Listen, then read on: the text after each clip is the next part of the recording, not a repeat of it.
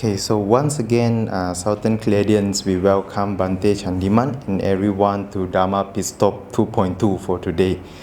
So,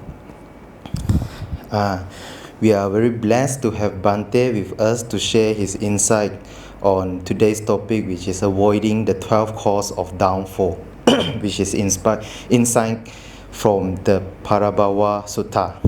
Please allow me, Bhante, to share your biography. So Bhante Dr. Chandima is an associate editor of the Journal of International Buddhist Studies at the Buddhist Research Institute of Chulalongkorn Raja Vidyalaya University in Thailand. Bhante is also a research scholar at the Ronin Institute in USA. Bhante Chandima is currently the senior advisor of Patisota, a virtual Dharma organization that hosts weekly Dharma sessions online.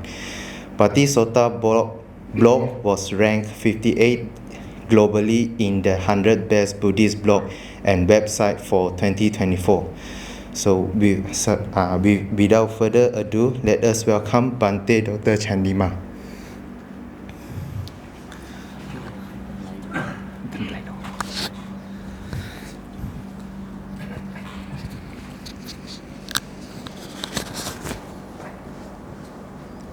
Right. Should be better. Okay.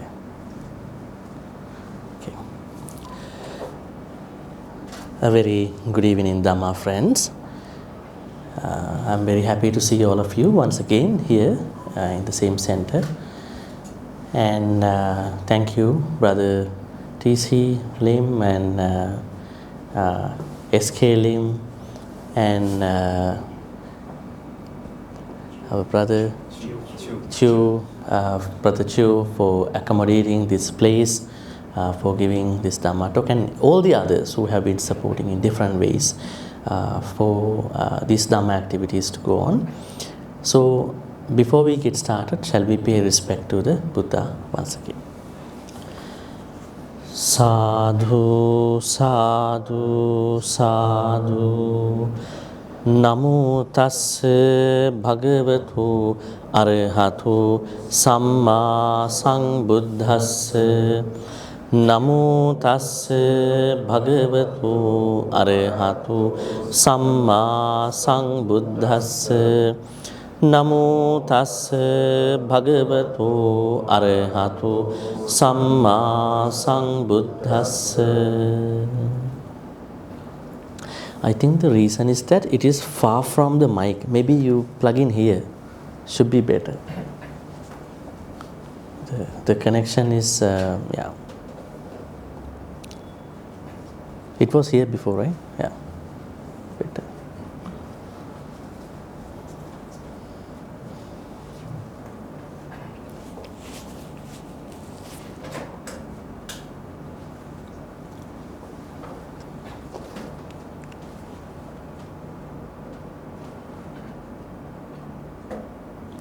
Okay, now it should be better, I think. Yeah, I think the connection is not that distance.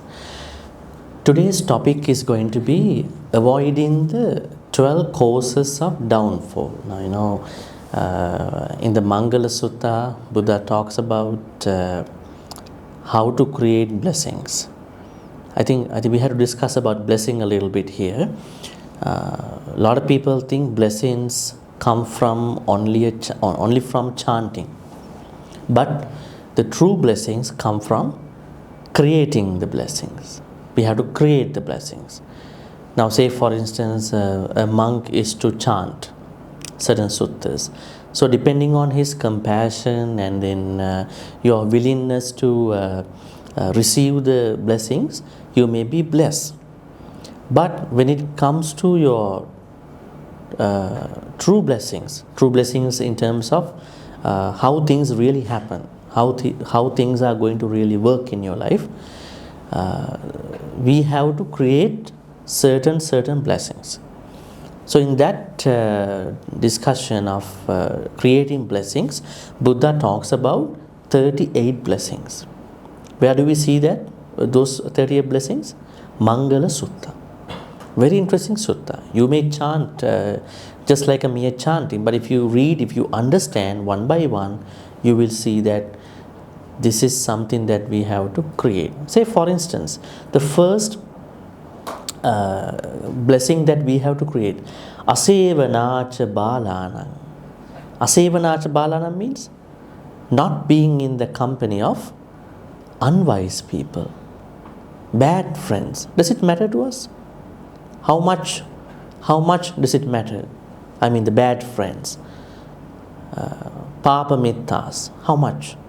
One day Venerable Ananda was telling the Buddha, Bhante, I think half of our spiritual journey, our Dhamma journey, depends on how many Kalyana Mittas, or maybe how much Kalyana Mitta friendship works in our life. Then the Buddha said, Mahevang Anand, Mahevang Anand. Do not say like that, Venerable Ananda. The whole Dhamma journey, individual Dhamma journey, depends on how connected are we with the Kalyana Mittas. So it's very important to be surrounded by Kalyana Mittas. Now the Buddha says, but there are people who are not creating these blessings. They don't want to find out Kalyana Mittas. Let's say they found out a Papa Mitta. He or she knows that she is a Papa Mitta, bad friend, but still being very intimate with that person. As we practice Metta, we cannot exclude anybody. But we have to keep a distance because their association can affect our Dhamma journey. Now say for instance, if you are with a bunch of bad friends, over time you will show certain attributes from these people, right? The herd mentality. So that means it affects. So although we are trying to be friendly with everybody, but we have to understand who is a Kalyana Mitta, who is a Papa Mitta. Who is a Kalyana Mitta actually in Buddhism? Someone who always thinks good thoughts, kusala thoughts. Someone who always speaks wholesome speech, good words. Someone who always acts with wholesome action. This is the Kalyana Mitta, the true Kalyana Mitta. Now in this way, Buddha talks about 38 blessings that we have to create. Number 2 is, if we are not in the company of bad friends, then we must find out Kalyana Mittas. The Buddha said we should at least have 2 Kalyana Mittas. He said in one sutta. One is the Buddha, the other one has to be found out in our search. So then he talks about Asevanacha Balana, Panditanancha, and all that. Sevana, Pujacha Pujaniyana. Respect only those who deserve your respect. Now, say, if you look at life of some people, they respect the wrong person. How do we know that they respect the wrong person? When they break up, when they divorce, then they keep talking about that particular person. He or she took me for granted for many years. Now understanding, I gave the respect to the wrong person. At that time, it did not realize. So when you respect the wrong person, if you commit to the wrong person, then you will have to pay for the cost of that association. Then the Buddha says, Patirupa Desavasocha, living in a suitable locality. What is the suitable locality? Crime-free neighborhoods. Can we find a crime-free neighborhood in today's world? There are certain places, but all the other places are affected by the crimes. But what the Buddha says is that a place where you can get together, as Kalyana Mittas, where you can have access to Bhikkhu, Bhikkhuni, Upasaka, Upasika communities. Right? And in this list, you will find out taking care of mother and father, taking care of wife, children. It's also a blessing. There are many people who are not even taking care of their parents. What about their spouse, children? It's a blessing. And Buddha talks about living without fear, living without grief. It is also a blessing. What if that you live with lots of fear from morning to evening? You are depressed, you get sick, even you can get a cancer because your good cells are burning all the time. That's why you are coming here to learn Buddhism, how to become peaceful, how to find that peace of mind. Right? So there are 38 blessings. We don't have to have time to talk about all these because our topic is today to talk about what are the causes that can take us to the opposite of blessings, downfalls. We call them as Parābhava. There are 12 types of causes, 12 causes of downfall. I have to make a disclaimer at the beginning. When you see some of the causes, don't get misunderstood because these were given according to the time. So we have to look at from a different angle at that point. So don't take it literally. This is not going to work in today's world. But you look at it from different angles, then you will find out a certain relevance even to today's world. But there are many that are really relevant for today, but there are some which might not directly be relevant to you, but they can be relevant in different forms. So the plan is now almost 8 or 7, so we'll be finishing by Dhamma talk by 9 o'clock, and then we'll be having a Q&A for half an hour. This should work, huh? This and this, huh? Okay. So 12 different causes of downfall. 12, huh? Okay. Now what's happening in this Sutta, Parābhava Sutta, Sutta Nipata, you can see it is, the number is 1.6. One Deva, deity, comes to see the Buddha and asking the Buddha, Bhante, what are the causes that humans, basically humans, fall prey as a downfall? Can you tell us what are the ways humans can fall prey to certain pitfalls? You have a, what do you call? You are having a program with PITT, yeah? What is it called? Pit stop? Pit stop. It's not that pitfall. Pit stop. But this is a, what do you call? Those kind of, what do you call? Pitfalls. That means we might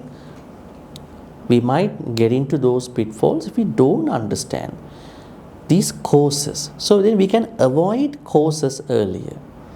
It's like Waze, huh? When you use the Waze compared to another app, you see the true real data. At the same time, accidents, other things. So you can avoid the problem way before that. Otherwise, you just merge into the long hour traffic and you don't know where is this going to be finished. Then you are avoiding the causes for the traffic. It's good for the other people who are in the traffic, good for you. It's good for the road because you don't have to, waste your fuel. And it's not going to be good for the environment too. So now this one Deva came to the same temple where one other Deva came to the same temple, Jetanarama. That Deva asked the Buddha, Bhante, what are the blessings, true blessings? Now this Deva asked, what are the causes for the downfall? Very interesting. This is how they ask. Parābhavang tang purisang mayang puchhama gutamang bhavantang puttumagam king parābhavatu mukhang. It should be bhagavantam puttubhagam kim parābhavatu mukhang. So they ask. Then this statement, we get what you are saying was made by Deva at the end of each downfall. When the Buddha said one downfall, I understand. Right? So, iti hetang vijanam. So, we can see that. Okay, number one. The first downfall that somebody can have in his or her life is that not loving the teaching of Dhamma. The Pali word Dhamma is very interesting. Today we have to discuss this word a little bit more. Before that, this should be the pointer, right? This one. Okay. This word, Dhamma, teaching. May I ask you, what is the meaning of Dhamma? Dhamma. Dhamma. Capital D. What does this Pali word mean? Dhamma mean teaching. Teaching of anybody. Dhamma of Islam. Dhamma of Hindus. Dhamma of Christianity. Teaching.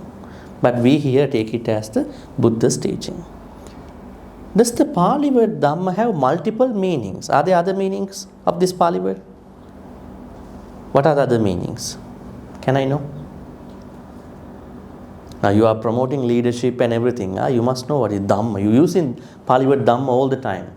You use Dhamma journey. So then we must know what this Pali word really means. You said, you're kind of nodding the head probably. Going to say something. What is it? Are you trying to say another meaning for the Dhamma? No, I'm asking, are there other meanings? We understand, yes. So, do you know any other meaning of? The law of nature. This is one meaning. Yeah? So, we call it lowercase Dhamma for universal law.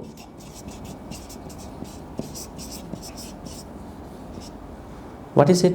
Dhamma of my life. What is Dhamma of my life? I was reborn already and I age, I can get sick anytime and I die. Why is it? Is it because of my karma? No, it is the universal law.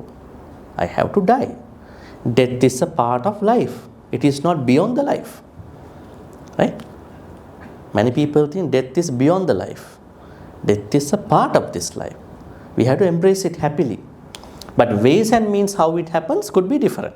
Someone might die early, someone might die with a very heavy, terrible sickness.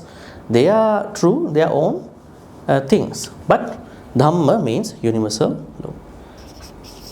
Other meanings, anybody? What are other meanings of Dhamma? Now we moved from capital D to simple D. Knowledge. Knowledge. Knowledge. We don't call Dhamma to be the knowledge. Knowledge has another name, Sutta. Sutta is knowledge. Sutta. Sutta. Actually, Buddhism talks about wide learning. Not knowledge, wide learning. Sometimes you learn something a little. You know, a little knowledge is very dangerous, right? Don't know where we're going to end up. So this sutta is wide learning. We know Bahus Sutta, all that sutta. So Dhamma is not knowledge. So then we have to take teaching. Other meanings? Now when I explain, you will be a little embarrassed. Okay. Another meaning of Dhamma is nature. Nature. Dhamma of everything. Sankhara. Now we all are sankhara. Buddha's last word was Vaya Dhamma Sankhara Appamadena Sampadeta. All phenomena are conditioned. Strive on with diligence. That was the last word and he passed away. That means nature. Universal law and then nature. Are there other meanings about Dhamma? Another meaning is, then we have to make it plural, Dhamma. Dhamma now, not Dhamma. Dhamma. Where do we find this one?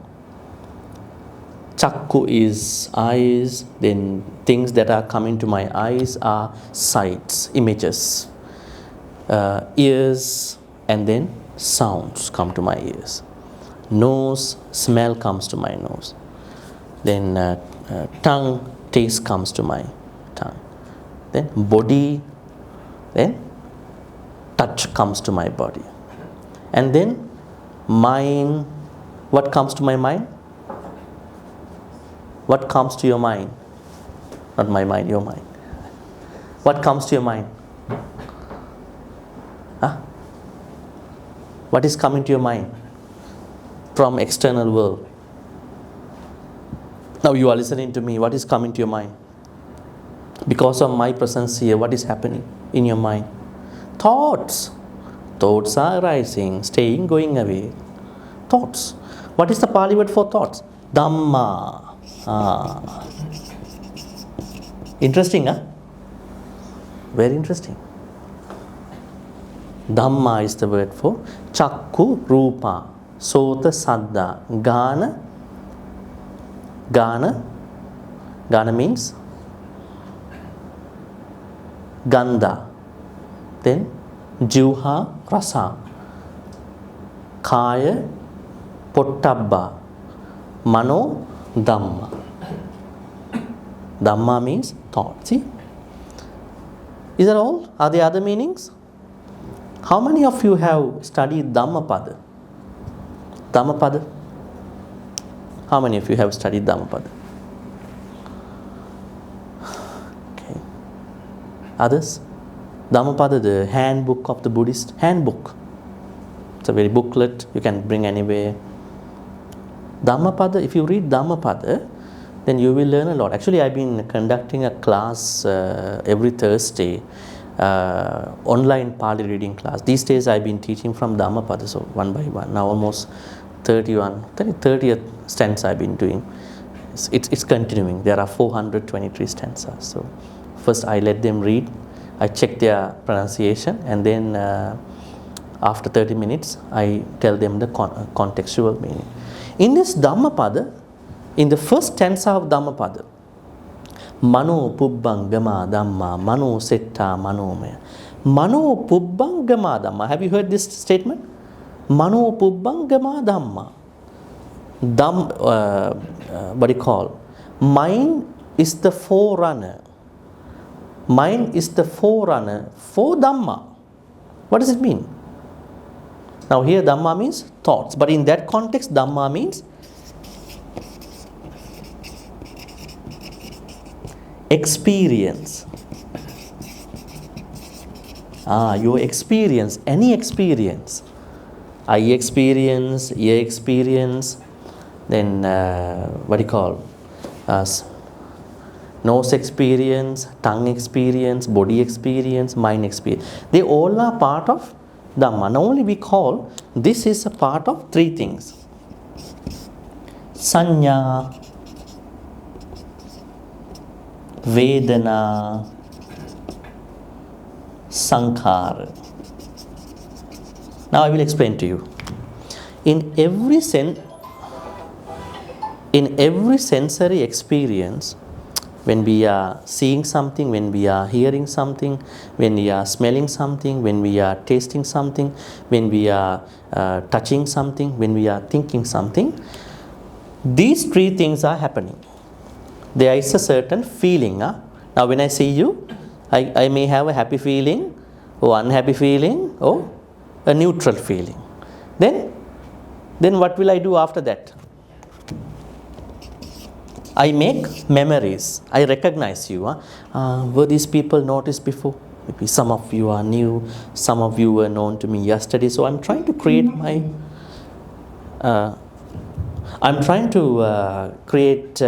memories about what I perceive. What do you call? Creating memories. It is called sanya. Now I have a feeling about that experience. I create a perception, memory about it.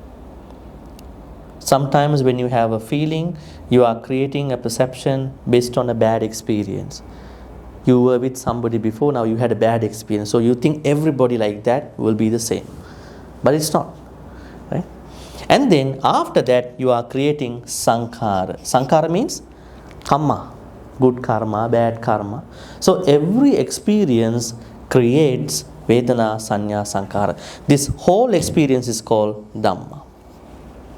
Now you understand the Pali word Dhamma, D capital, D simple, in 4 instances, they carry different meanings. So you have to know. How do we know that this particular Pali word, this particular Dhamma is this? How do we know? How to understand that? I tell you a shortcut, very simple way, but you have to know some Pali. Yeah? When we read some suttas or any Pali thing, let's say there are 3 paragraphs. First paragraph, second paragraph, and third paragraph. Now I want to find out the meaning of, maybe one Dhamma has come here. I don't know which Dhamma is this. So I have to read the preceding paragraph, read in the following paragraph to understand what is this Dhamma about. So even the Pali word Evang, Me, Sutang, Ekang, Samayang. You remember this place? Mangala Sutta. Evang, Me, Sutang, I have heard this way. Ekang, Samayang, once upon a time. Samayang. Pali word Samayang means this Pali word has 9 meanings in Pali. 9 meanings. So how do we know which Samayang is mentioned in that particular place? So we have to read the preceding paragraph and the following one, just to find out which particular context is that. I wanted to say about this thing just to understand this Pali word Dhamma here. So now the Buddha says, initially you can see whether you are into a downfall, you are expiring from your spiritual journey, you are not really doing well in your spiritual life, even in your mundane life. If you hate the Dhamma. What Dhamma is this? What Dhamma is this? What is Dhamma exactly here? Teaching. What teaching is that? If we boil down to this concept, what is the real teaching in Buddhism that we have to embrace, accept, recognize, practice? When you say Dhamma as a teaching, it's a very, very broad area. But we have to boil down to, narrow down to that exact Dhamma. What is it? Noble Eightfold Path. This is the teaching. If someone hates this path, definitely that person is into a downfall. Then we have to understand how to practice, how to get into this path. We have to practice wise attention, yoniso manasikara. Then we can get into right view, right intention, right speech, right action, right living, right effort, right mindfulness, right concentration. So then here the Buddha says, if someone loves, that means really into that path, definitely that is a success. It's not the downfall. But if someone hates this path, that is the downfall in the life. There are some Buddhists who are practicing their own way of Buddhism. There are different people, so we don't have to blame anybody. But if they really want to see success, a growth, transformation in their Dhamma journey, they have to embrace this path, Noble Eightfold Path. That is the true teaching of the Buddha. This is what we haven't been able to practice fully. There are people who partially practice it. Some people even don't know how to do it. This is the path. If someone doesn't like it, doesn't want to practice it, definitely that person will expire from his or her life. Number one. If you have questions like yesterday, remember the number. This is number one. Number two. Very interesting. This is along the line of that previous one. There is someone who likes the evil people, unwholesome people. Who are the unwholesome people? in your normal interpretation, who kills, who steals, who sexually misconducts, who lies, who is already always intoxicated. So someone likes these kind of people. Someone would like to be in the company of these kind of people. Then what will happen after some time? Definitely, the person will like and love the bad, akusala, not the noble eightfold path. Over time, this happens. Now, say for instance, in one of the instances I dealt with about somebody who really hates to marry someone, and then when the mother father wanted to find out what was going on, he is associating some friends who have a failed marriage. They always talk bad about marriage. You know what happened to us? You want to be like us? You never marry anybody. Just be single. So he only looks at a certain marginalized aspect of the life. So why? Because he is with the wrong people. She is with the wrong people. So mother, father really worry about this son.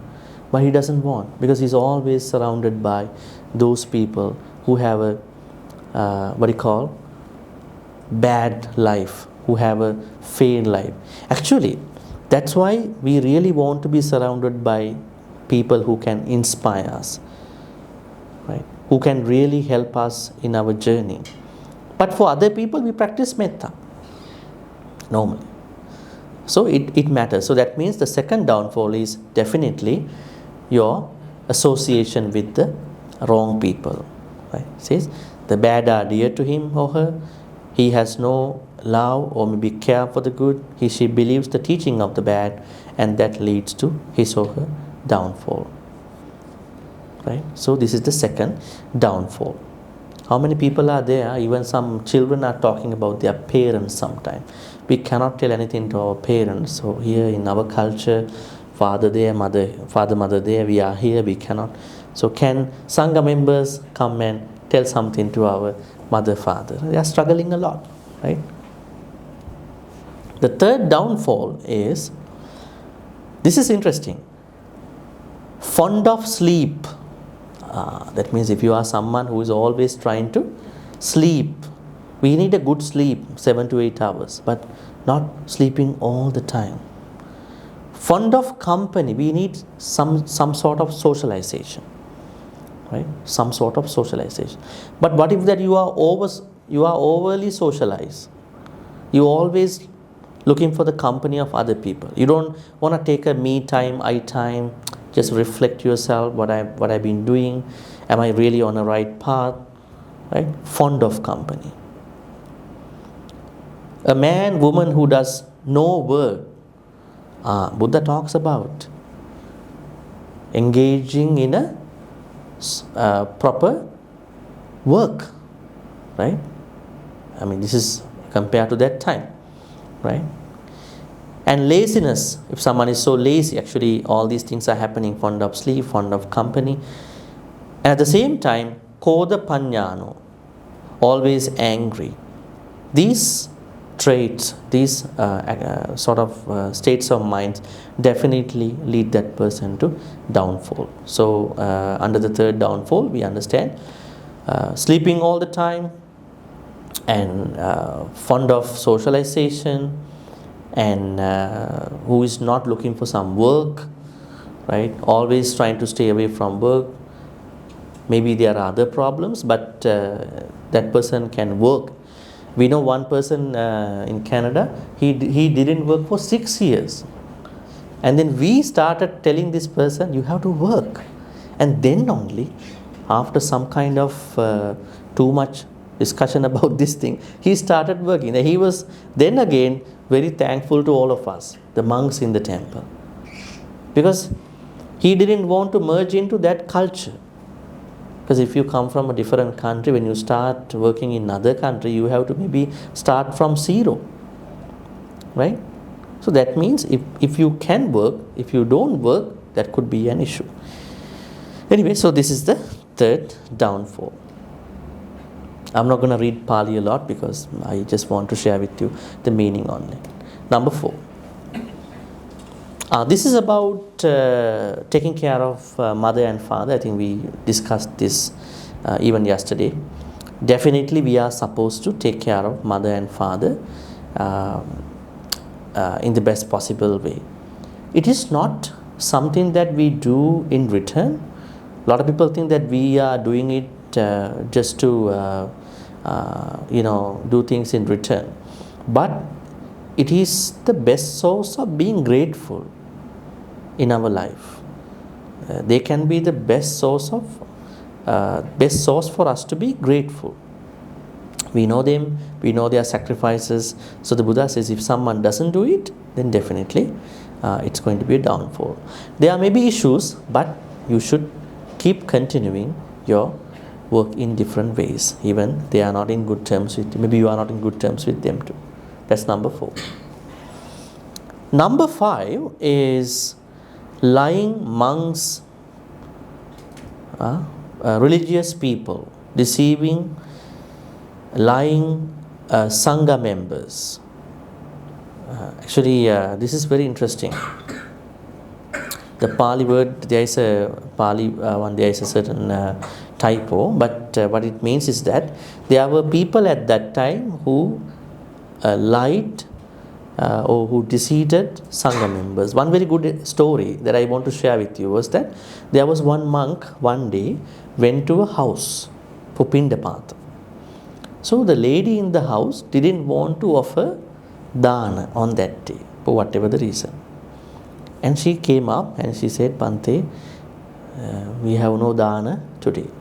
There are no food in my kitchen. And then she understood that he is still waiting, and then she said, okay, I will go check with my friends. I will do it. And then she did not return for some time. So the monk slowly walked inside the kitchen of that lady. And then he noticed certain things in the kitchen. Now, he came back. And then the lady came back and said, unfortunately, I could not find anything from my neighbor's friend's house too. And then the monk said, I knew it. I knew that even before coming here. Then she asked, how did you know about it? When I was leaving the temple today morning, I saw a very long cobra, just like the sugar cane hanging in your kitchen. And she was a little bit taken aback. And then I was scared because I was very near to him. Then what I did was I grabbed a certain stone to scare him off. Then what happened? I saw his teeth, the cobra teeth. Those teeth are like the rice in your kitchen. And when I kept holding that stone, I saw something came out of the cobra. It was like the certain what you call ghee, G-H-E-E, ghee that is seen in your kitchen. And then that particular stone that I grabbed to scare him off was like the jaggery in your kitchen. Now she understood. I cannot run away from this monk. I have to offer something. So she went inside, made something, porridge or something she offered. And the Buddha said, don't do that thing to devotees. Don't forcibly ask something from the devotees. If they don't want, you just go. That is not nice. And he said, that is not samma ajiva. It is miccha ajiva. Have you seen there are people who are pestering others, who are pressing others, pressurizing others to get something? That is a bad way of doing. I think in today's world, some are doing some scammers online, over the phone, some marketing people, they push you, they follow you, sometimes they stalk you, just because they want to get something, right? So, this is why the Buddha says, never ever lie, deceive a monk, But he also at the same time told monks and nuns, don't ask anything from devotees by force. If they like, let them offer. Otherwise, you don't need to bug them. Very interesting. Here what he says is that, but never lie to a monk or a nun. That's not a good thing, it's a downfall. Because in Buddhism, the bad karma you are creating depends on how good is the other person that you are cheating on. Say for instance, you are doing a very bad karma to a very good person, you are immediately getting the bad results. But say for instance, you are doing something to someone who is immoral, it will take time. It doesn't mean that I'm asking you to do bad things to those people. Never do a bad thing. But that result is immediate because he or she is a very good person. So we can feel the aura, the energy. Number 6. A man, woman with plenty of wealth, including gold coin at that time, and food, eats delicacies alone. Buddha said that when we get something very sweet, confectionaries, good things, we are supposed to share with other people. Why is it? When we share the sweet stuff, the very savory sweet stuff, then we can sort of let go of the craving that we are having towards them. Otherwise, there are people who are eating all these food all alone, right? Because of the craving, right? So it's very important to share all these delicacies if you can, if it is appropriate, then that will be really a good one. Otherwise, there are people who are creating lots of craving for those snacks, bites, confectionaries. Because over time you are developing a huge amount of craving for the food. That is not a good one. You may afford, you can buy, but if you could, time to time, share with other people. In Anguttara Nikaya or Samyutta Nikaya, Buddha says, if people know, just as I know about the value of generosity, dana, they will never eat anything alone. They will share every single thing with other people. If the normal people know how important is dana, just like how I understand about dana, they will never eat anything alone. So that means sharing is very important. That is a way of letting go, reducing, decreasing our craving. Something that we are struggling time to time. Number 7.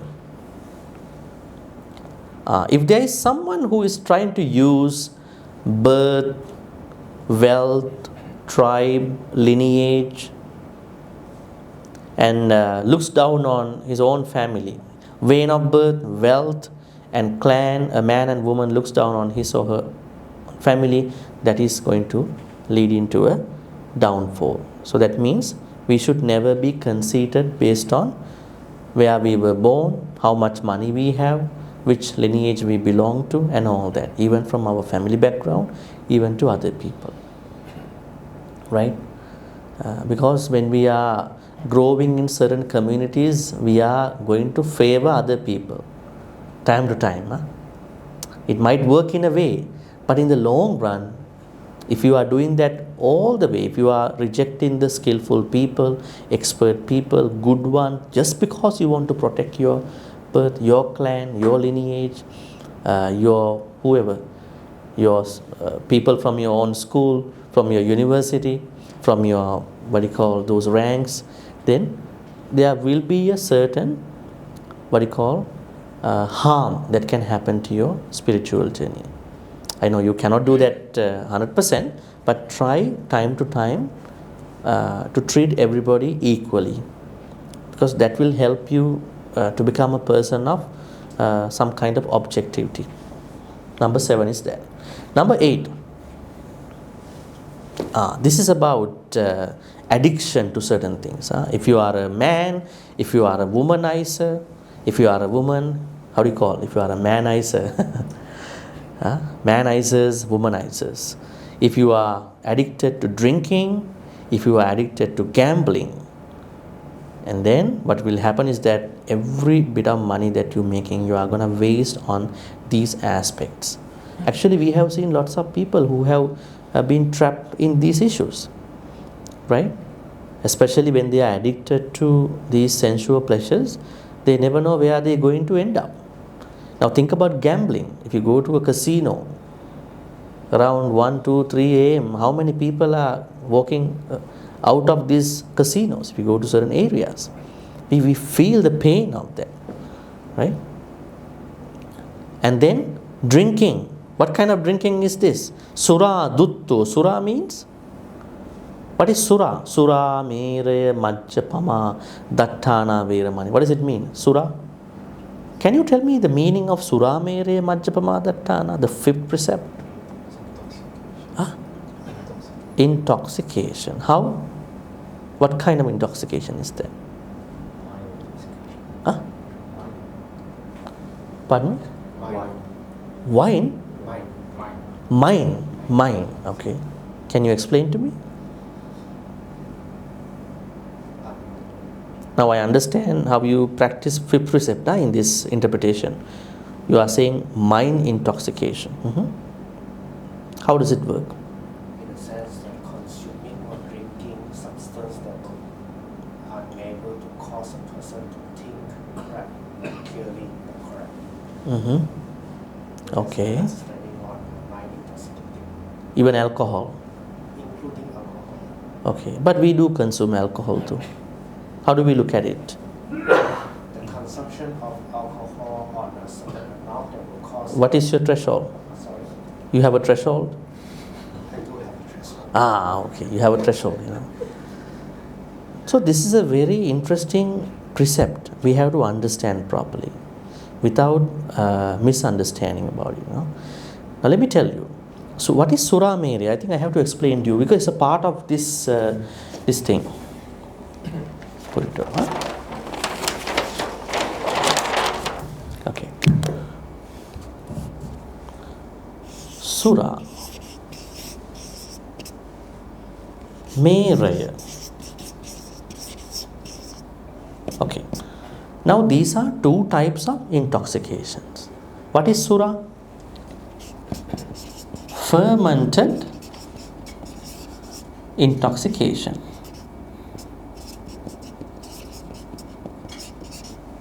Fermented intoxication. What is fermented intoxication? Huh? Mostly come from rice based product, and also wheat flour. We could say bakery products. Have you ever heard this way? Why is it? Because even when you eat couple of plates of rice, you feel you are dosing off. How do we know our limit? For some people, even 3-4 spoonful of rice can get them intoxicated. That means sleepy. When you are sleepy, you can't make a judgment. You might even crash into a car. So you don't know what's happening. Right? So fermented one, so rice. And then the wheat flour, I would say the bakery products, pastry and all these things. If you are eating too much, it can also bring you fermented intoxication through yeast and all that. And then the mere. Mere means another type of intoxication. We call them distilled intoxication. All these strong drinks, you know what they are. Right? So then what the Buddha says? Can we avoid these two in this present world? No. Especially lay people. But you should know where is the place that you're getting what they call intoxicated. Rice, these products, bakery products, even these drinks, even you go for a social ceremony, you know where to stop. That's important. So Sura Mere. So we are going to take care of us from the level of intoxication out of these two, so that we can make a sound judgment. wherever we are, going, and then whatever the things we are dealing with. Then we are discussing about alcohol. This is a consistency. Can we avoid alcohol?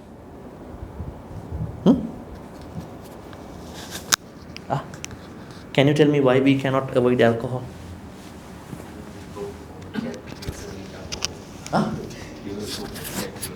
But we don't drink that alcohol.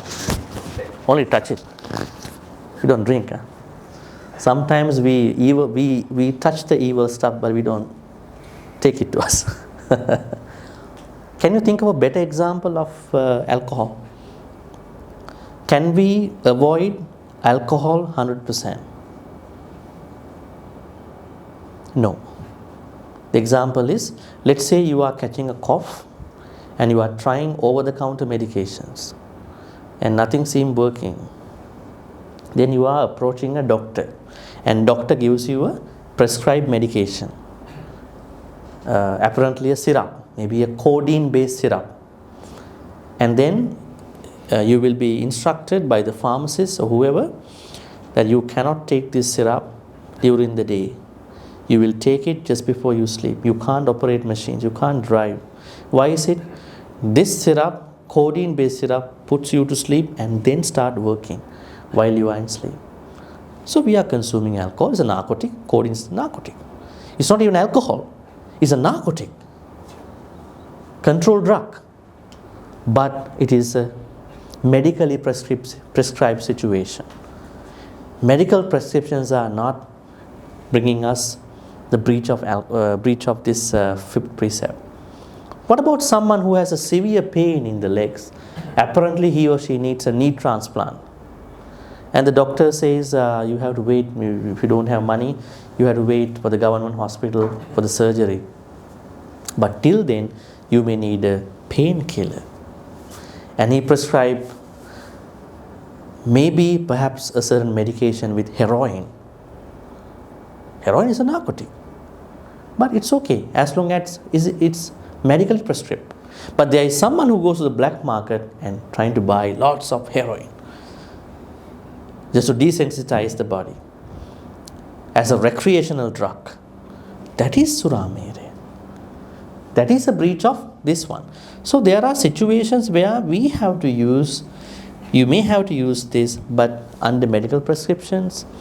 And also, what is happening when we eat too much rice is that this too much rice creating a certain, what do you call? Sleepiness. That means a certain nature of, alcoholic nature. But you don't take it as, this kind of concentrated alcohol. So suramere means you know your limit and you know what you are eating and you are within the limits of your parameters. But as a Buddhist, as a monk, I advise if you can avoid alcohol is much better. Right? But I understand your situation. You have to socialize. Sometimes you have to go for your own, with your own co-workers. So you will have to socialize with them. Sometimes you may not be able to distance with them. So then there's no choice. Then you are taking them according to the limit that you are going to be sober enough to take up the other thing. But here this person is alcoholic, drinking, is a drunk person. I remember a long time ago, I found a vegan. You know vegan? Who is a vegan? Someone who even does not drink milk. Then, at night after the work, he drives the car with lots of intoxication. He drinks a lot. He drinks a lot and then he drives the car.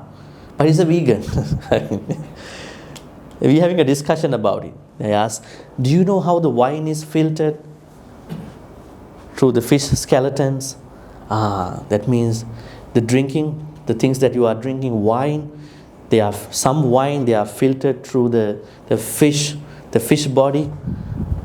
How come you can be a vegan? You are drinking too much. You are drinking on the other side. It's even worse than not eating meat and fish. If you can avoid it, it's a different thing.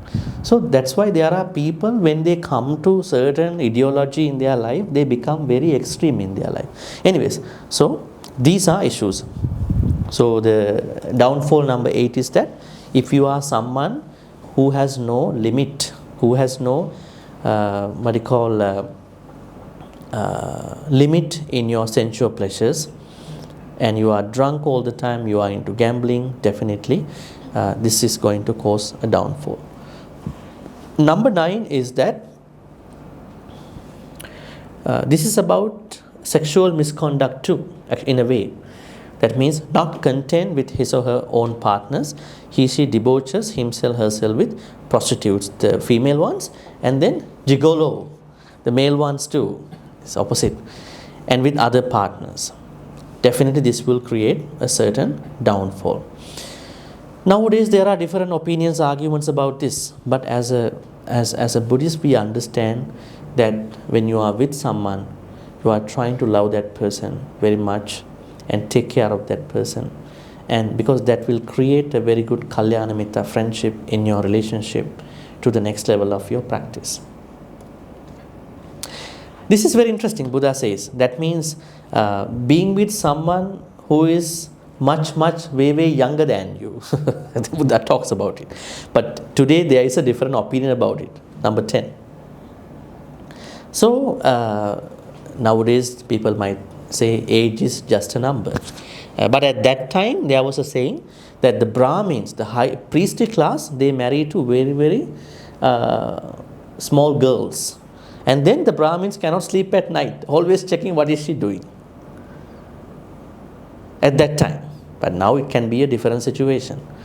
So Buddha says better that there is someone who can understand you. But today this narrative can be a different narrative. So don't take it literally. At that time it was a downfall. Number 11 is if you are someone who has a company, who has some some ownership about something, and you are putting a man or a woman who is a drunkard or wastrel into certain positions, that could be really a problematic thing, because we should never put someone who is drinking a lot and who is wasting into that kind of position. That will definitely take us to a downfall. That's number 11. Final one, number 12.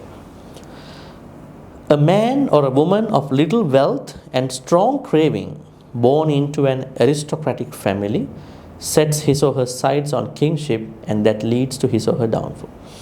Now this means the Buddha understands the caste system in India at that time, but you have nothing, but you are expecting too much. You are not worthy enough to think about some of the areas in your mundane life.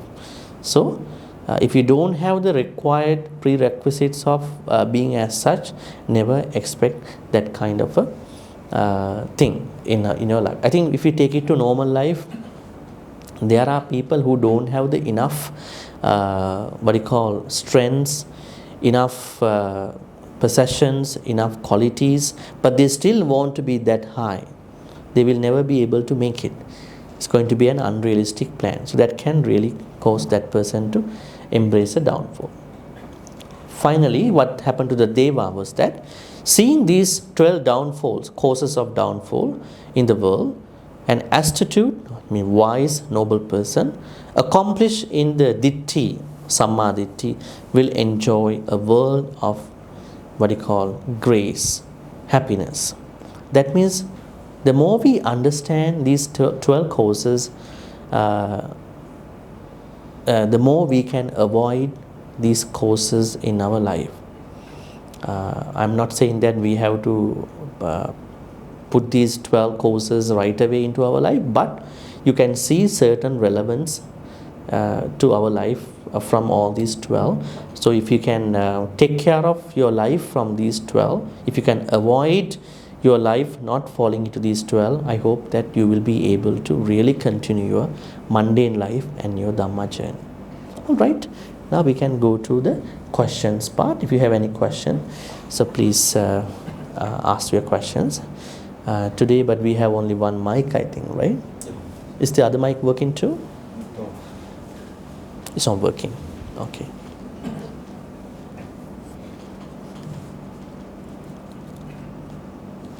In that case, yeah, I can give this too.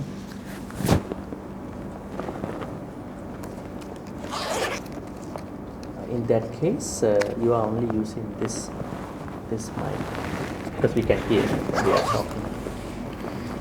Okay. Any questions about today about this topic? I will go back to the topic again if you cannot remember. 12 causes of downfall. Downfall means failures in our life, especially your mundane life. Can you give the Number please? 12. We get number 12. Number 12. Yes. Okay, in modern society now, business society, corporate society, this is ambition. And ambition can be a strong driving force for success. Of course, I probably look at this more of that, if you have craving that leads to downfall. But if certain measured ambitions Must be there. Yeah. Definitely. There's no harm, I think. I think this is a certain context. It does not preclude anyone to become ambitious. You all have to be ambitious, have to have a purpose. But if someone creates a craving, I don't think that in this corporate world that people are trying to have craving rather than they are trying to hit their goals in their own ways. Because if you are craving, you cannot hit that goal. You may have an ambition. So this does not preclude anybody to become ambitious and work on the goals that they are having in their life. What the Buddha says is, someone of little wealth. We understand there are people who start from a scratch. No money, also they can start their entrepreneurial life. But strong craving, it's not ambition then. Strong craving for something probably lower than that kind of a goal. People who have a strong craving cannot be good entrepreneurs, I think, because they only stuck into one thing, right? And born into an aristocratic family and sets his or her sights on kinship. This is interesting. Now, the person was just born into a Kshatriya life, Kshatriya caste, but expecting the kingship. That is not going to work at that time. Nowadays, we don't have lots of kings. At that time, it was all kings, administration. So what we can learn from this 12th one is, yes, you can have your ambition, but never fall into a craving. So then I think if you fall into a craving, you will get stopped with that craving in a very lower area of your ambition.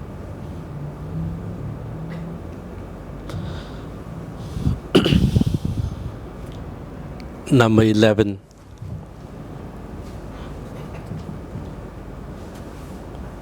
Number 11, yes. Sorry, number 10.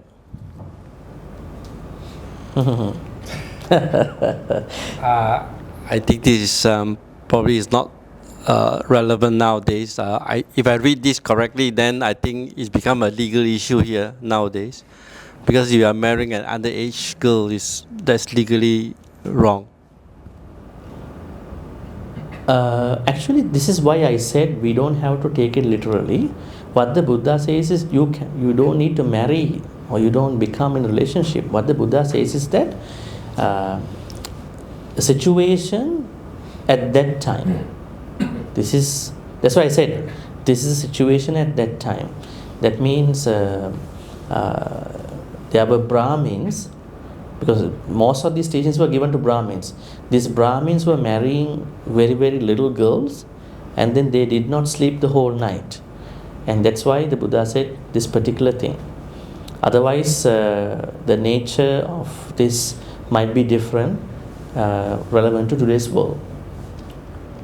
I'm just wondering why this is one of the downfall in the sutta. That's all.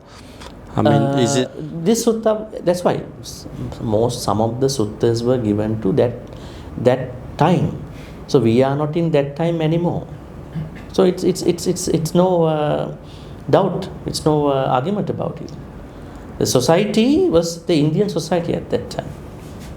So in that time, that this in that time, the society, this particular habits or these particular actions is actually will actually bring the downfall to the person. Buddha was looking at the Brahmins. Now you think about your ancestors. Don't go to the Buddha time. Go to the 70s, 60s. At that time, did men marry to very, very young women at that time? Even 50s, 40s. They had this idea, same idea. But nowadays, things have changed. Society has been revolutionized. People don't think age is a problem. I'm not saying what the Buddha said should come to this time. Now, this is an old idea. Buddha was talking to 6 BC time. Nowadays, we look at it differently. Even at that time, they didn't believe that the ladies can work. But now we believe everybody should work, can work. So this is a certain teaching which was given to then society. So we don't have to worry about it. So just leave it as it is. It was given to that time. But I think nowadays this relationship which have a long age gap, I hope that they understand each other and then they get together. But probably that time it was not like that. There were issues at that time. Just that they say they cannot sleep for jealousy. Would they be probably also means that the being an older person and a younger person, they are probably is not they're not comparable. That's what the Buddha says. Don't think about someone in 40s marrying a 18 years old girl. Think about 89 years old man. And the vice versa. That is what the Buddha is saying, this thing. So, but nowadays this happens because those people can afford it. They can afford it. We don't criticize anybody who are doing it. But according to that time, Buddha saw a certain incompatibility in those things. Probably they were becoming very insecure. So when you are insecure, you had a lot of issues at that time. Okay, am I asking too many questions, or somebody else want to do that? Ask my question. You ask my questions. Okay. Third one is regarding the Surya Meraya.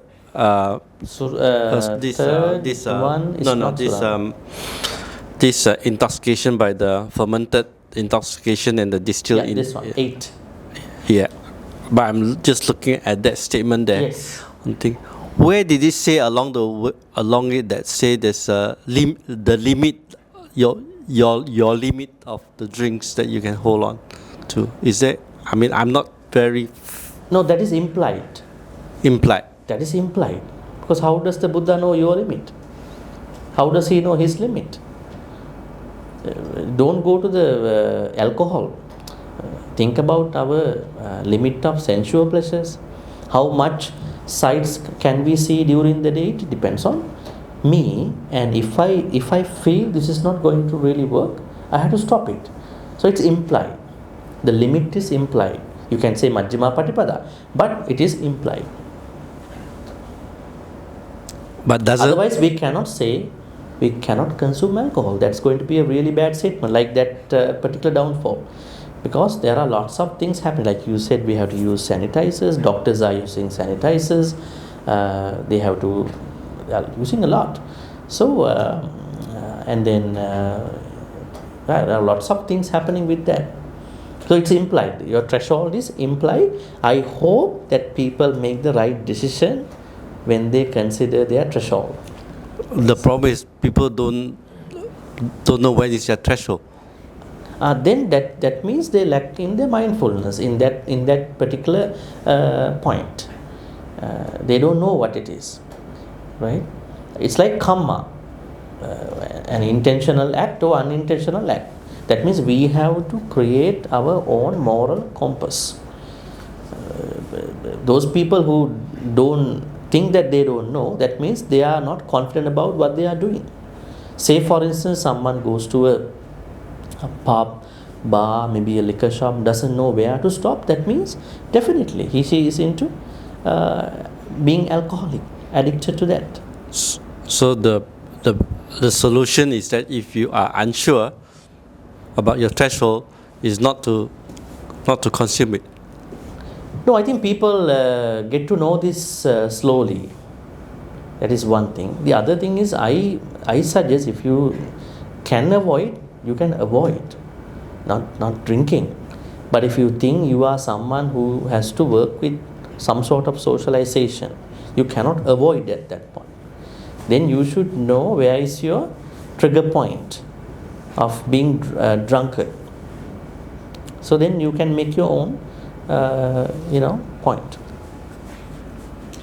So the threshold is an implied thing that you have to know your limit. It's like a simple thing. There are people who have allergies. There's one person who is lactose intolerant, but others are okay. So he or she should know, I cannot drink milk because I know once I had it, something will happen to me. So he has to set his own threshold of not taking milk. In the same way, one has to set that threshold about alcohol. All right, any other questions? We have time, maybe almost 15 minutes.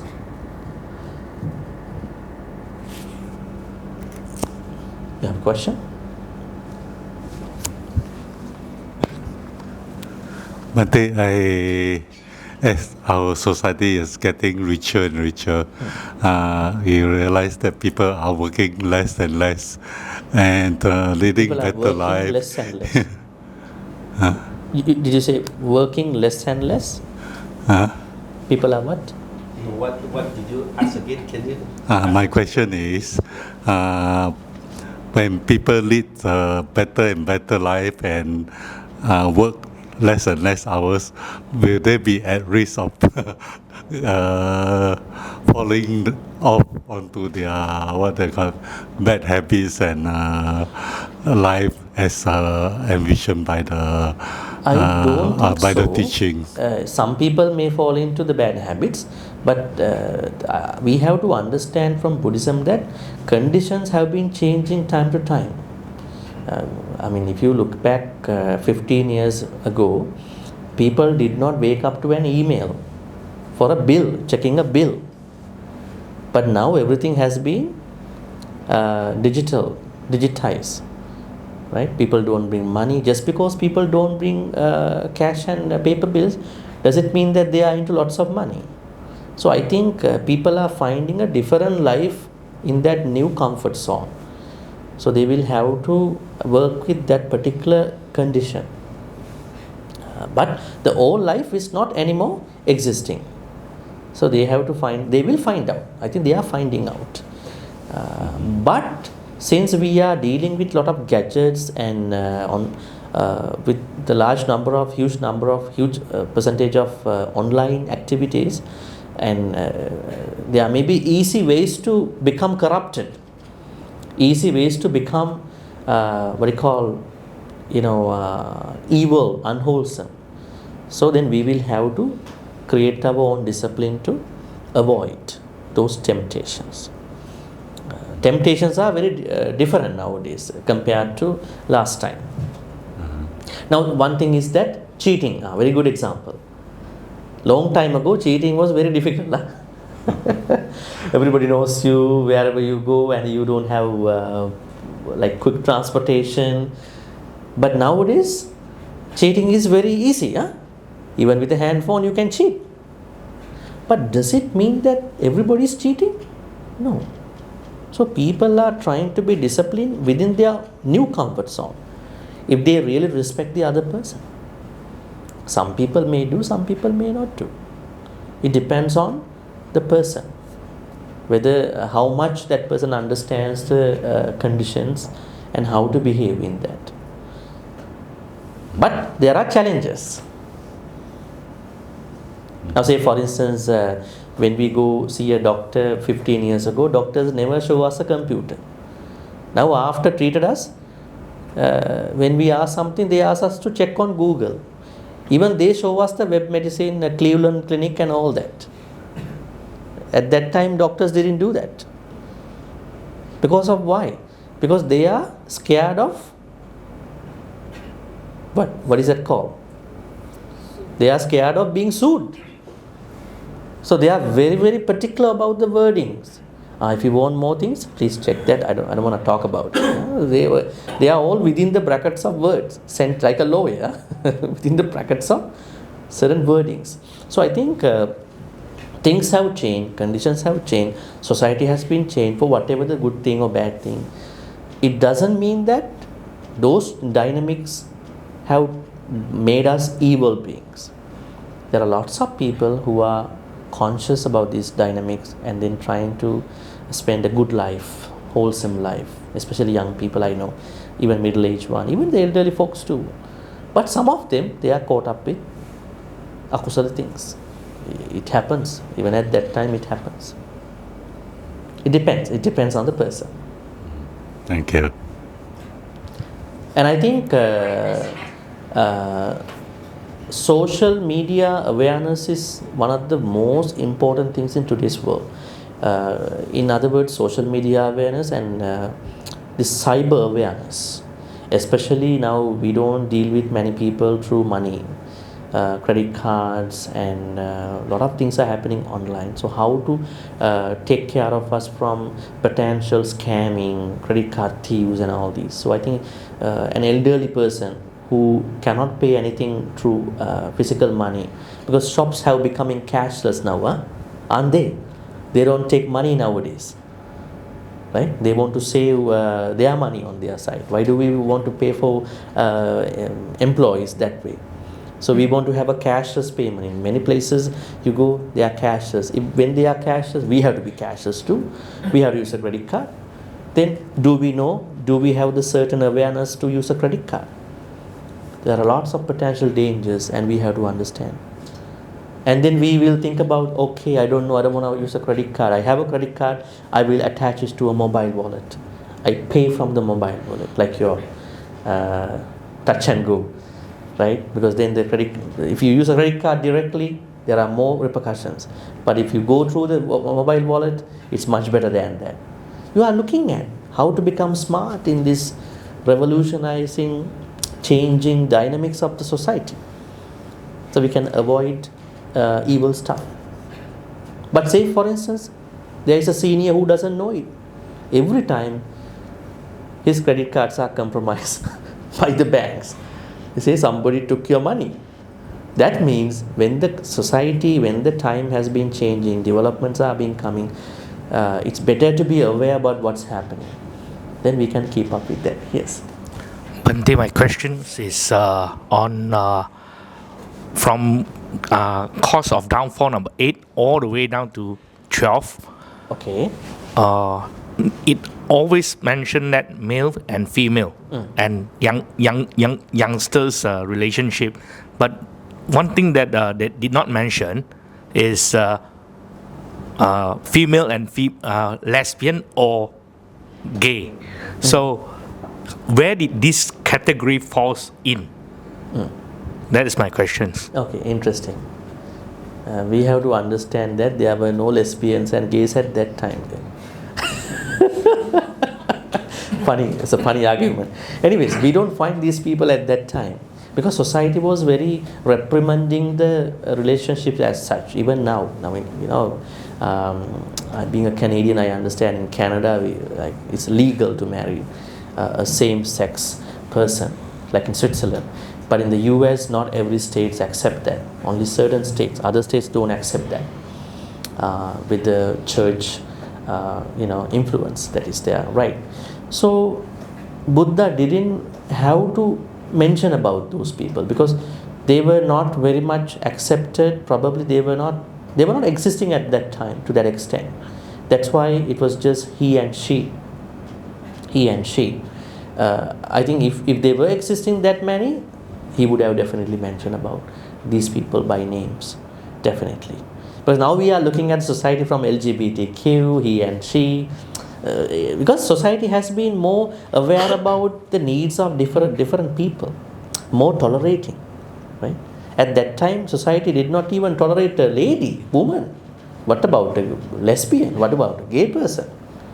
That was a very primitive society at that time. That's why the rich people had many wives, the kings, but the normal person didn't have that many. It's a very aristocratic, primary, primitive society, but Buddha was talking to the intellectuals, the wise people. That's why he kept his Dhamma teaching going on. So don't worry about it, because that time those kind of people, they were not existing according to the Sutta readings. This is what I understand. If they were, he would have definitely discussed about it. Thank you.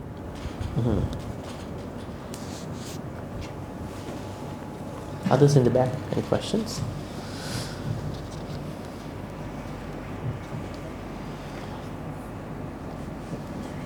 So if we are going to talk this to LGBT community, then we have to add certain things into within brackets how this can work for those people.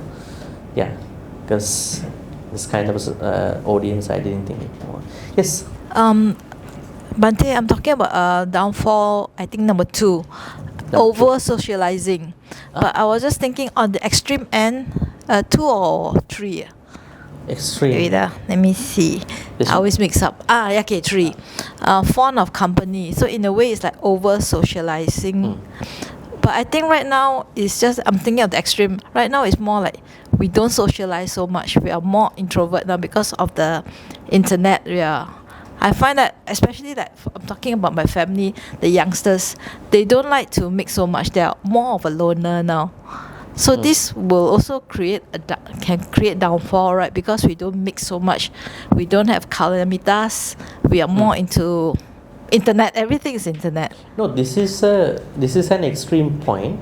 That is also an extreme point. Yes. There are two things.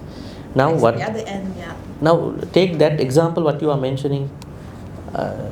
Our young generation, they don't have the friends that you saw in your age, those physical friends, but they have digital friends, lots of friends online. They would like to get followers. They pay for that. They pay for other people to get followers. They have lots of friends, so they do have. What if somebody is overspending time on internet for this social media? Aren't they doing that? Aren't our teenagers not coming out of the room until the mother calls, hey, come man, eat something? They are closing the doors and the whole day they are on social media sometimes. Isn't that over socializing? It is. But what we see in person is that they don't have real friends probably in person. But they might think, no, I don't want that. Right? So what we need to understand is that there are introverts and extroverts. But regardless of online or physical presence, if someone is going to be lacking in socialization, become an introvert. If someone is too much into socialization, online or physical, they are two causes to fall into a downfall. Now when it comes to Dhamma, as you mentioned, we need the fellowship, right? Now I feel like we don't need many friends nowadays. That's why I'm saying that we are following unnecessary people a lot. Then we see the unnecessary information. Every time we see the unnecessary information, we get agitated, we get panic about our life. Why don't I have this happiness? So just unfollow these people. Unfollow these pages. That's why Facebook and all these major social media companies, they have a button called unfollow. Sometimes you can keep your friends, but you don't need to follow them. Unfollow, but friends are there. So your day is okay. There are so many options we can do, even through social media, other things, right? In today's world, to keep this going, not too much, not too less. But I understand your point that our young crowd, teenagers, they don't get to meet Kalyana Mitras. Probably they are not mature enough to go to that level at this point. I mean, they are looking for money a lot, they are looking for jobs, their perspective is kind of ranging in a certain area, right? So their perspectives are lying around a certain area. That's why they might be like that. But one day they will be looking for more Kalyana Mitras than all of us. They feel very lonely. They feel very bored. We can take maybe one or two more questions and then we will wrap this up.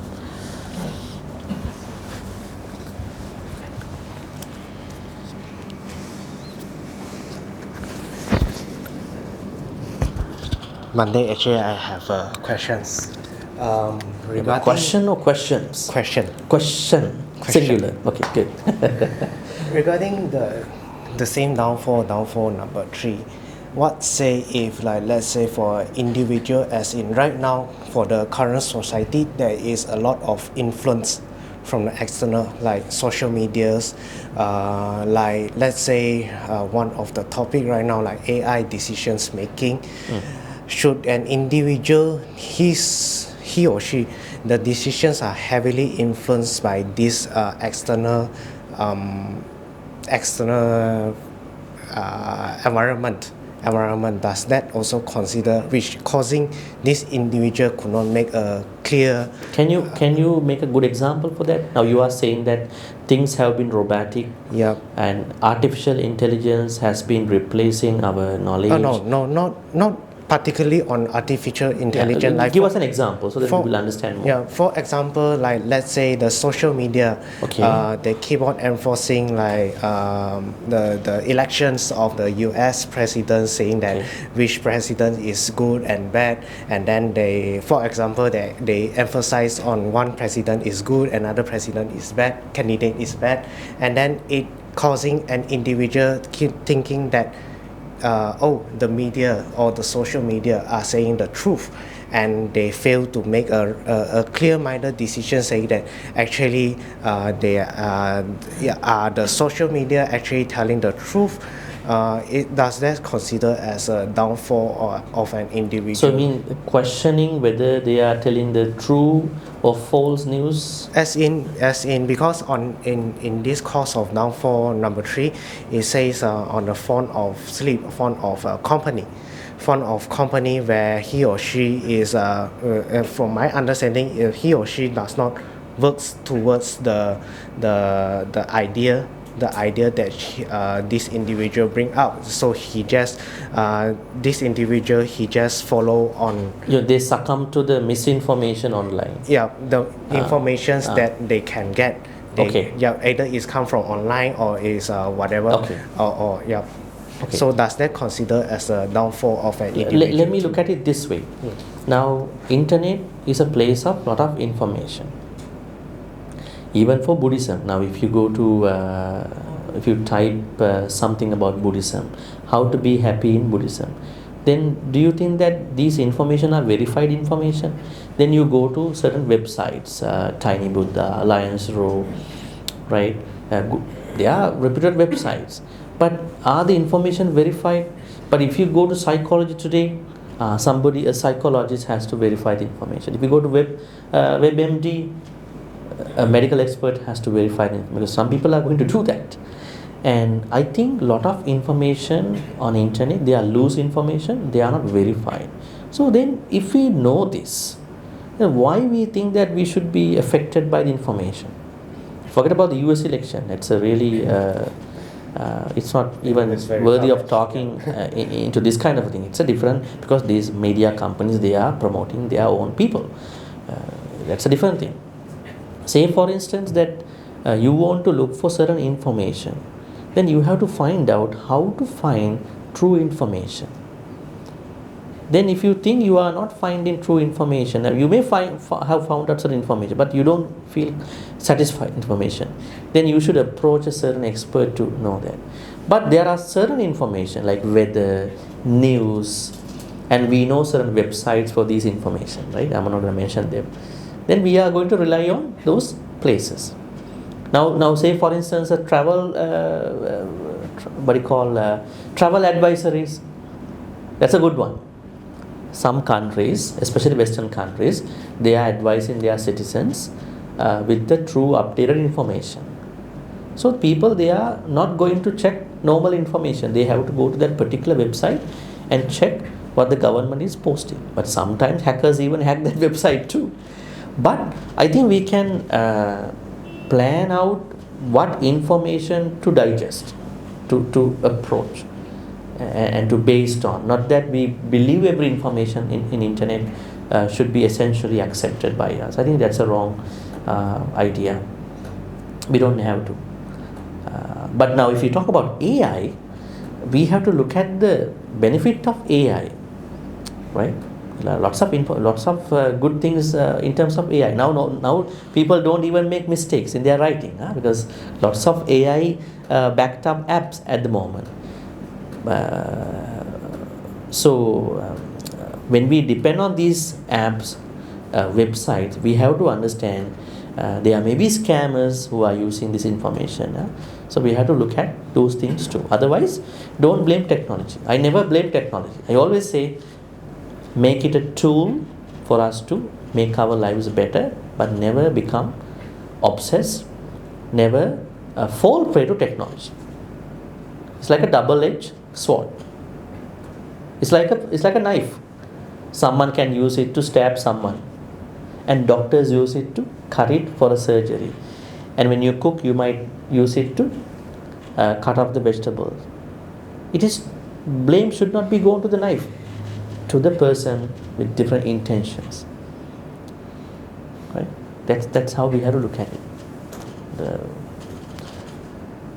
All right. Any more questions? Maybe one last question. Can finish with that question. Did someone come up with a question? I want to connect your question to our topic. Now you said, is it part of fond of company? Yes. If someone is largely, heavily obsessed with the internet information without verifying, yes, then it is this fond of company. They never cross-check with the particular people. Definitely it's going to be a problem. Now say for instance some Dhamma friends, when we say, hey, go check the Sutta, they check from a wrong place. They read the wrong place. So then we have to tell, this website, go check this particular website. This has more like verified information. Right? So then we need to give some guidance to these people to avoid misinformation. Right? Definitely it is a part of a fond of company of unnecessary things, even socialization, physical, online, and even certain websites. And what about games, online games and casino, and then playing those things online, right? They all are things of unnecessary fond of company. All right, I think that's pretty much it. So we are going to now wrap this up. Actually, with today's talk, we are finishing our 2 talks. May all the good karmas we've been making since yesterday and today lunchtime, we went to Johor Buddhist Mission. We had a Dhamma talk, we had a puja. Some of you were there too. Last night we had a Dhamma talk here about the low life, how to avoid the low life. And today we discuss about how to avoid causes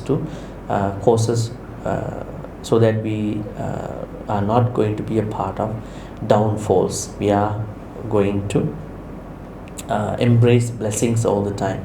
We are making our lives better and better. May all these good karmas we've been creating throughout these couple of days, may those good karmas be transferred to all the departed ones who passed away in the name of all of us. May they be well and happy. May they attain the supreme bliss of Nibbana. Sadhu, sadhu, sadhu. Idammi ñāti naṁ hotu sukhita huntu ñātayo. Idammi ñāti naṁ hotu sukhita huntu ñātayo. Idammi ñāti naṁ hotu sukhita huntu ñātayo. At the same time, may Deva, Naga, Mahitika also receive all these good karmas. May they be well and happy. May they protect and bless all of you, including your family members. And may they bless you maybe to create your own center one day, your own place, not very far from today, being able to go to that place, planning for your courses and all these things, and then become a very vibrant center, maybe a hub of teaching Buddhist leadership, how to become Buddhist leaders, successful entrepreneurs from the Buddhist teachings. Many people talk about Buddhism from an enlightenment point. At the same time, we have to encourage the secular concept, mindfulness, leadership, inspiration, entrepreneurial skills, and all these very, very good ones. So, may Devanaga Mahitika bless you for good health, quality of life, and prosperity. I want to be thankful to everyone who has been making my tour here possible. Everybody, I already mentioned their names. And finally, may Devanaga Mahidika also attain the supreme bliss of Nibbana. Sadhu, sadhu, sadhu. Ittavatacha ammehi sambatang punya sampadang sabbe deva anumodantu sabbe bhuta anumodantu sabbe satta anumodantu sabba sampatti siddhya akasatta cha bummatta devanaga mahiddika punyantang anumoditva chirang rakhang tulukasasanang Chirang rakhang tude sanang, chirang rakhang tumang paranti, chirang rakhang tutwan sadati, sadhu, sadhu, sadhu. At the same time, may we be able to be in the company of Kalyana Mittas till we attain Nibbana. We all are Kalyana Mittas to each other. Let's wish, may this continue till we attain Nibbana. Imina punya kammena mami bala samagamu satang samagamu tu yavanibbana patya. Finally, may all the good karmas we be making up to now and also tomorrow, including the lunchtime, may all these good karmas be supportive and helpful for all of us to attain the supreme bliss of Nibbana. Sadhu, sadhu, sadhu. Abhivadana silis nichang vaddha pachaino Chattaru dhamma vaddhanti ayuvannu sukhang balang ayurarogya sampatti sagga sampatti me vache atu nibbana sampatti iminati samicchatu. Sadhu, sadhu, sadhu. Anybody wants to say anything? Maybe Brother Skelly about our whole tour? Want to say anything about our... Maybe tomorrow. Tomorrow. Fine. Thank you, everybody. I think we can take a group photo today. Okay, just stop.